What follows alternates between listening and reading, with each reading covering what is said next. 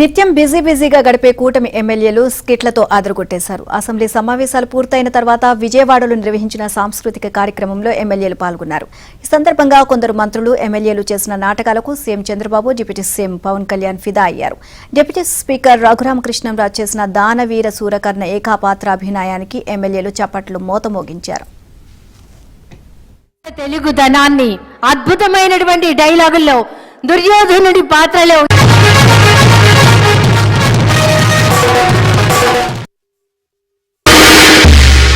ఆనాడు ఆచార్యదేవా ఏమంటివి జాతి నెపమన సోత శుద్ధుని కింద నిలువ అర్హత లేదందువా.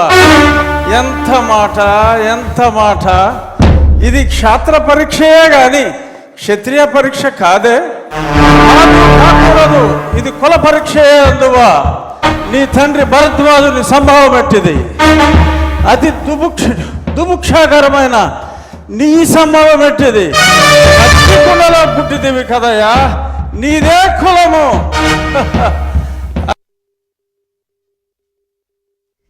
ఇక పర్యాటక శాఖ మంత్రి కందుల దుర్గేష్ చేసిన బాలచంద్రుడి పాత్ర ఎంతగానో ఆకట్టుకుంది. బాలచంద్రుడిగా ఆయన చెప్పిన డైలాగులకు చప్పట్ల మోత మోగిపోయింది.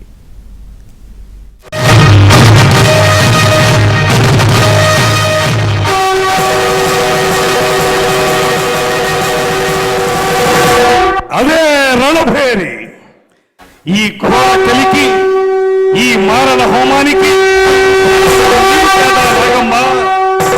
ఏనాడో ఎక్కడో నిరాశ్రయంగా సన్యాసించబడి ప్రపంచ సౌఖ్యాలకి ఆవల విసిరివేయబడిన దుత్తి భాగాల పాటి కారడవిలో ఆరవిల్లి నాగమ్మవనే నిన్ను నవగామరాజనే ఆ దురాత్ముడు నీ ఆతిథ్యానికి మేనుపరిచి చేరదీసి అండ చేసుకుని అమోచ్చమతో రందించకపోతే నీకింతటి చరిత్ర ఉండేది కదే. అఖండ పలనాటి సీమ ఖండాలుగా నరకబడి అంతఃకలహాలతో రొమ్ము గుర్తుకుని పోయేది కాదే.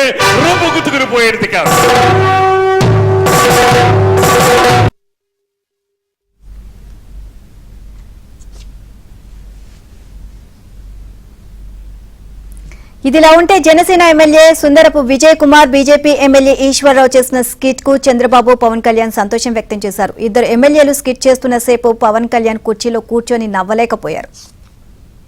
లేట్ అయిపోయింది, వెళ్ళేసరి శవాన్ని లేవేసి ఆ దింపుడు కాలం దగ్గర పెట్టి చుట్టూ తిరుగుతున్నారన్న. చుట్టూ తిరుగుతుంటే నేను మరి ఆగలేకపోయానన్నా.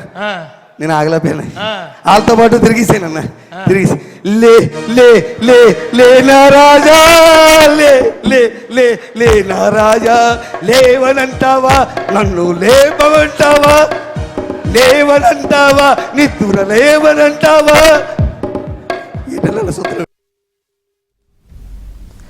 TDP MLA GV Anjaneyulu, BJP MLA Vishnukumar Raju చేసిన స్కిట్ కు సభ్యుల ఆనందానికి అవధులు లేకుండా పోయింది. సీఎం చంద్రబాబు పిల్లల్ని కనమంటున్నారని, పెళ్లి కొడుకు పారిపోయి వచ్చాడని అతన్ని పంపించాల్సి చేసిన స్కిట్ కు ఎంతగానో ఆకట్టుకుంది. నెలవల విజయశ్రీ గారు, మిరియాల శిరీషాదేవి గారు.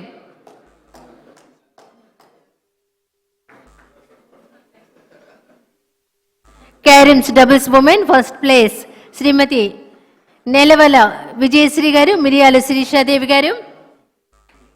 Second place Shrimati T Soumya గారు, తంగిరాల సౌమ్య గారు, శ్రీమతి జగదీశ్వరి గారు.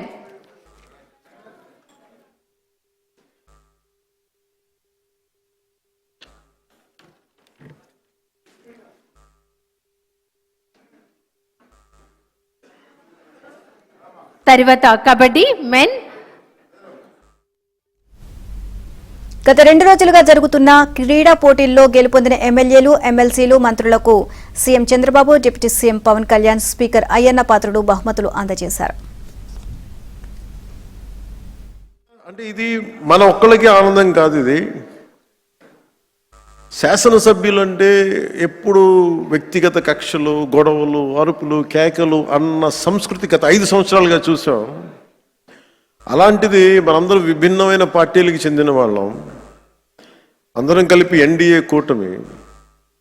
అలాంటి ఇదే వేదిక మీద అనుకుంటగా మన ఎన్డీఏ కూటమి మొత్తం ఆ రోజున పురంధేశ్వరి గారు కానీ నేను కానీ అందరం ఆ రోజున గౌరవ ముఖ్యమంత్రి గారిని ప్రతిపాదించినప్పుడు ఒక కొత్త ఆశ కలిగింది. రాష్ట్రానికి 5 కోట్ల మంది ప్రజలకి, దేశానికి ఒక బలమైన, ఒక సమర్థవంతమైన నాయకత్వం ముందుకు వచ్చింది నడిపించడానికని.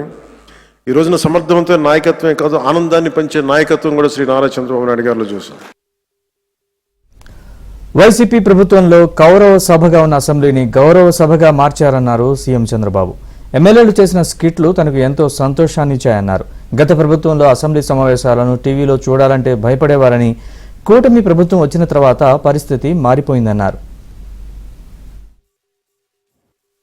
అసెంబ్లీ అనేది ప్రతిపక్షాలకు జవాబుదారీతనం కాదు, ప్రజలకు జవాబుదారీతనం. ఆ విషయం మనందరం గుర్తుపెట్టుకోవాల్సిన అవసరం ఉంది. అసెంబ్లీలో మనం మాట్లాడే ప్రతి మాట రాష్ట్రం మొత్తం వెళ్తూ ఉంటుంది. మొన్నటి వరకు మీరు చూస్తే అసెంబ్లీ ప్రొసీడింగ్స్ వస్తే టీవీ కట్ చేసేవాళ్ళు, అంటే మన బూతులు వినలేక. ఈరోజు నేను గర్వంగా చెప్పగలుగుతున్నా, ఆ రోజు కౌరవ సభగా ఉండే అసెంబ్లీ ఈరోజు గౌరవ సభగా తయారైంది. ప్రజలు కూడా మనల్ని ఫాలో అయ్యే పరిస్థితికి వచ్చారు. ప్రజలకు కావాల్సిన సమస్యల పరిష్కారం, ఒక పాజిటివ్ మెసేజ్ కావాలి. బూతులు తిట్టుకుంటే మనకు ఆనందం కానీ, తిట్టిన వాడికి ఆనందం కానీ, ప్రజలకు కాదని